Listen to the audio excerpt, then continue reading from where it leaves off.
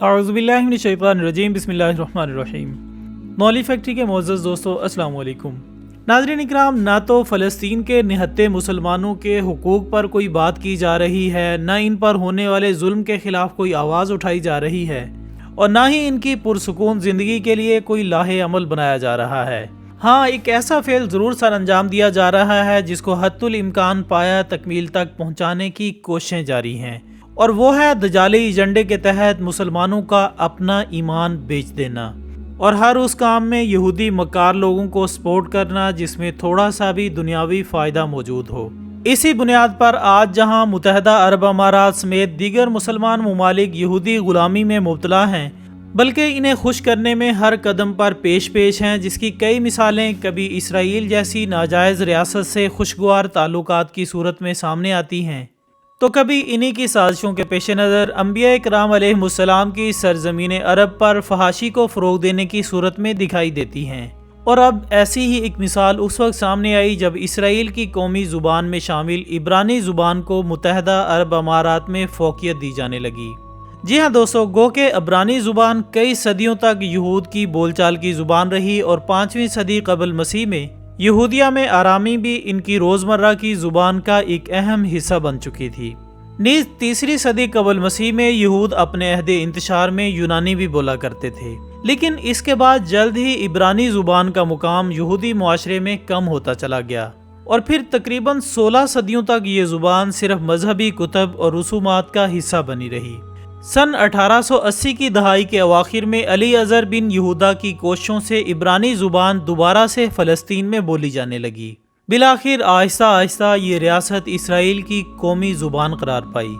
جی ہاں ناظرین، اسرائیل جو کہ رقبے میں تقریباً کراچی جتنا ہے اور آبادی میں اس سے آدھے سے بھی کم ہے، اس میں یہودیوں کی متروک اور مردہ زبان عبرانی کو زندہ کر کے رائج کرنے کے منصوبے کا آغاز اسرائیل کے وجود میں آنے سے پہلے ہی ہو چکا تھا۔ دنیا کے کونوں خدروں سے لائے گئے یہودی لوگوں سے تشکیل پانے والے اسرائیلی معاشرے میں عبرانی عام بول چال کی زبان کے طور پر رواج پا گئی۔ ان دونوں ممالک نے مصنوعی اور غیر فطری طریقے سے معدوم زبانوں کو وجود میں لا کر نافذ کر کے دکھایا، جبکہ ان تہذیبوں کے برعکس ہمارے پاس جنوبی ایشیا کی عظیم عوامی اسلامی تہذیب کی ترجمان، زندہ و جاوید، مقبول عام اور دنیا کی سب سے بڑی زبانوں میں سے ایک یعنی اردو موجود تھی، مگر عملاً ہم نے اسے کبھی وہ مقام نہیں دیا جو اصولاً اور دستوراً اس کا حق بنتا ہے۔ ہم نے اپنی قومی زبان کے ساتھ نہایت شرمناک سلوک جاری رکھا ہوا ہے، جبکہ دوسری طرف مٹھی بھر یہودیوں نے ہزاروں سال پرانی دفنائی ہوئی زبان کو ایسا اجاگر کر دیا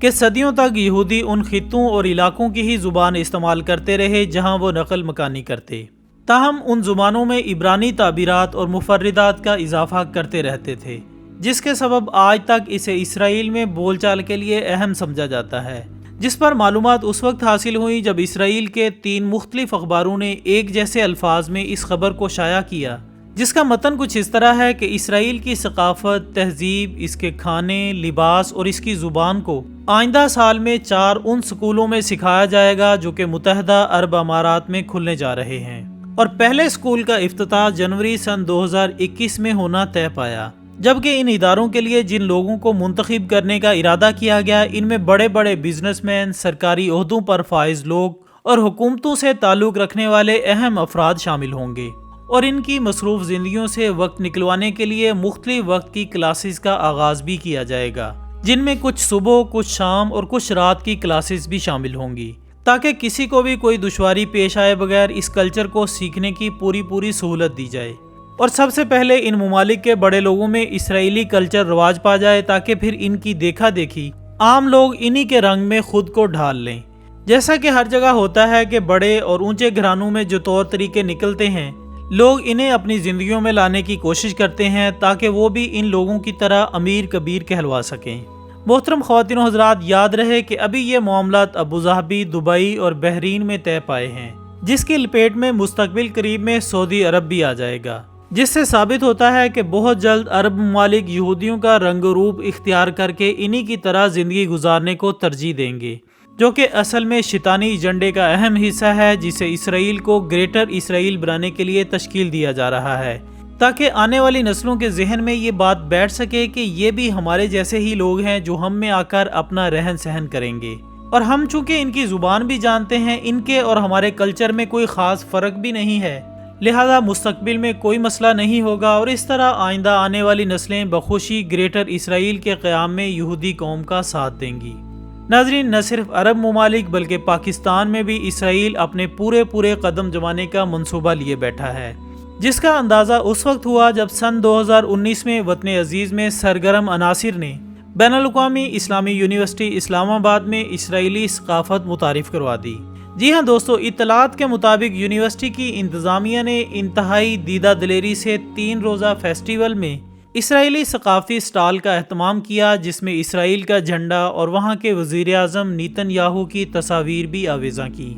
یاد رہے دوستو کہ یہ وہی یونیورسٹی ہے جس میں ریکٹر فتح محمد کو فقط اس جرم میں نکالا گیا تھا کہ انہوں نے ثقافتی ہفتے کے موقع پر ہمسایہ ملک ایران کے سفیر کو بطور مہمان خصوصی مدعو کیا تھا۔ یہ ایک 3 روزہ فیسٹیول جو کہ فیصل مسجد کیمپس میں مینجمنٹ سائنسز کی طالبات نے منعقد کیا۔ فیسٹیول میں ایک سٹال اسرائیلی ثقافت سے متعلق بھی لگایا گیا، جس میں اسرائیل کے کھانے، مصنوعات، لباس اور رہن سہن کی دیگر اشیاء رکھی گئیں، جبکہ سٹال پر بینر بھی لگائے گئے جن پر صاف طور پر اسرائیل لکھا ہوا تھا اور اسرائیلی وزیر اعظم کی تصاویر بھی آویزاں تھی۔ جبکہ حد تو یہ ہوئی کہ اسرائیل کو امن اور ترقی کی سرزمین کے طور پر دکھایا گیا۔ دوستو، کہا جاتا ہے کہ 3 طالبات سٹال پر موجود رہیں جو کہ دیگر طالبات کو اسرائیل کے متعلق معلومات دیتی رہیں۔ پاکستان میں اور بھی کئی یونیورسٹیز اور دیگر تعلیمی ادارے موجود ہیں، لیکن کبھی بھی کسی اور یونیورسٹی میں ایسا واقعہ پیش نہیں آیا۔ لہٰذا جب اس یونیورسٹی کے صدر پر نظر دوڑائی جائے تو معلوم ہوتا ہے کہ چونکہ اس کا تعلق سعودی عربیہ سے ہے، جس کی وجہ سے ایرانی سفیر کی آمد کو بھی برداشت نہ کیا جا سکا اور اسرائیلی نمائش کا انعقاد ممکن بنا کر انسانیت کی تذلیل کرنے والی ناجائز ریاست کی ثقافت کا دن منایا گیا۔ حالانکہ بلا شبہ پاکستان ایک اسلامی ملک ہے جہاں پر اسلامی کلچر کا احیاء ہونا ضروری تھا، نہ کہ صہیونی کلچر کا فروغ پانا، لیکن یونیورسٹی کے صدر کا سعودی عرب سے تعلق اس بات کو واضح کرتا ہے کہ عرب حکمران مکمل طور پر اس ناجائز ریاست کو نہ صرف تسلیم کرنے کے درپے ہیں بلکہ باقاعدہ طور پر ان کے کلچر کو پروموٹ کرنے کے لیے ان کا ساتھ بھی دے رہے ہیں۔